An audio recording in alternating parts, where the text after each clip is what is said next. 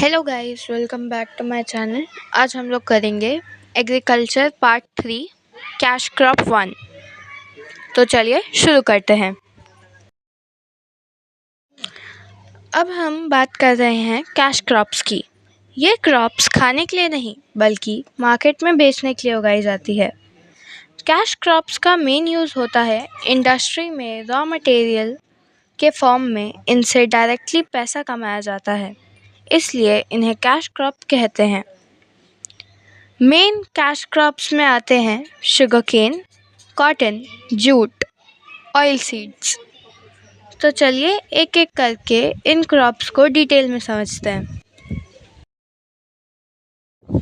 Sugar cane, सबसे पहले बात करते हैं शुगर केन की। ये एक ट्रॉपिकल कैश क्रॉप है जिसका यूज़ शुगर, गुड़, एथेनॉल और अल्कोहल बनाने में यूज़ होता है।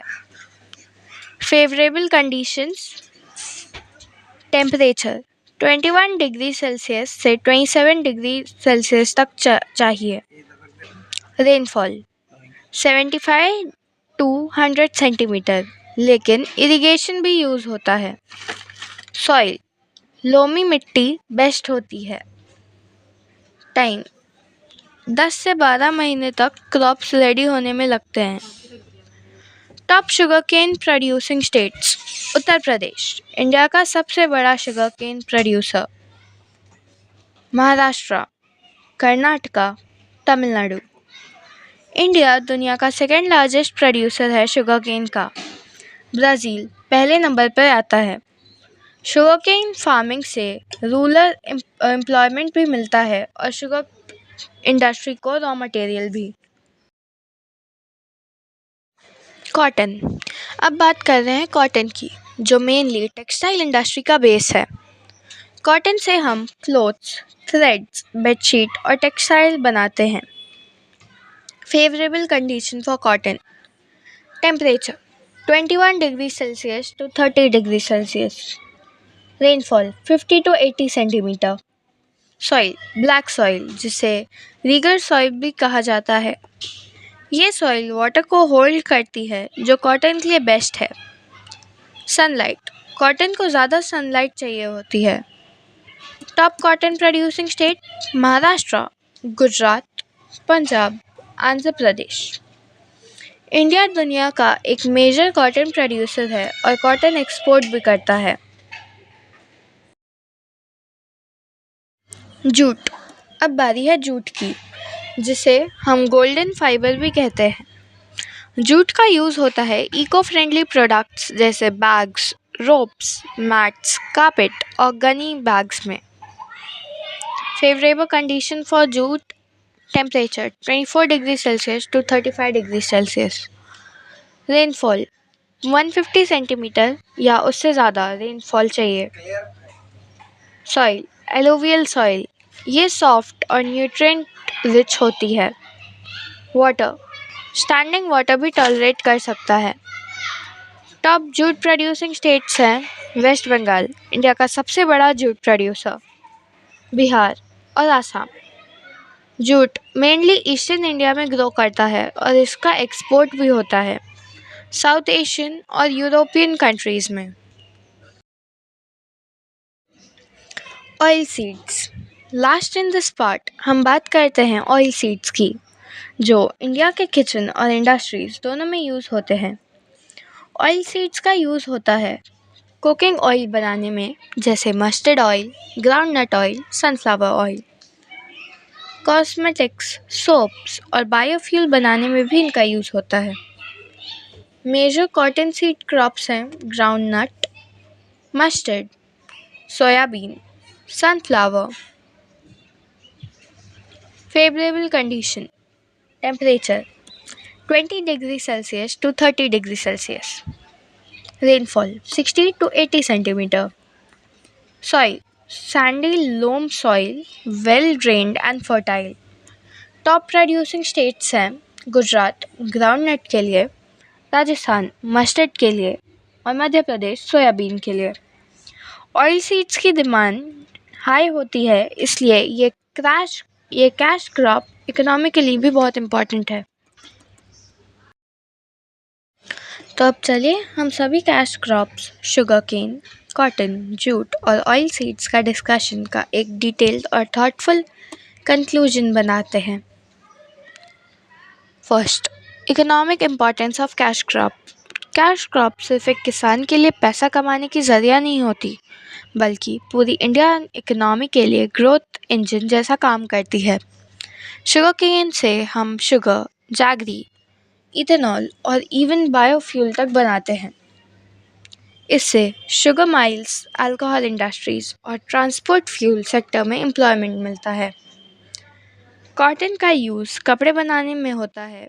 इंडिया की टेक्सटाइल इंडस्ट्रीज, जो वर्ल्ड्स लार्जेस्ट इंडस्ट्रीज में से एक है, उसकी फाउंडेशन भी कॉटन है। जूट को हम गोल्डन फाइबर कहते हैं। इससे इको फ्रेंडली बैग्स, सैक्स और रोप्स बनते हैं, जो प्लास्टिक का सस्टेनेबल अल्टरनेटिव है।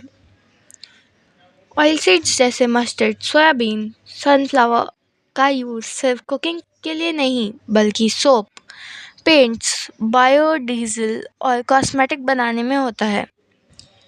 इन क्रॉप के ज़रिए इंडिया एक्सपोर्ट भी करता है, जिससे फॉरेन करेंसी आती है और ट्रेड बैलेंस इम्प्रूव होता है। मतलब कैश क्रॉप देश के लिए फूड सिक्योरिटी के अलावा इकोनॉमिक सिक्योरिटी के लिए भी महत्वपूर्ण है। Second, employment and rural development. Cash crop सिर्फ फील्ड्स में नहीं काम आते, बल्कि इनके अराउंड बनाने वाली इंडस्ट्रीज़ में भी काम आते हैं। Mills, grinding factories, oil producing units, packaging plants, transport, logistics, सब में लाखों लोगों को रोज़गार मिलता है। इनकी क्रॉप्स की वजह से विलेज लेवल इकोनॉमी एक्टिविटी रहती है और रूरल एरियाज़ में डेवलपमेंट, इलेक्ट्रिसिटी, सड़क और टेक्नोलॉजी आने लगी है। तो इनडायरेक्टली ये क्रॉप्स रूरल अपलिफ्टमेंट और पॉवर्टी रिडक्शन में भी बड़ा रोल प्ले करते हैं।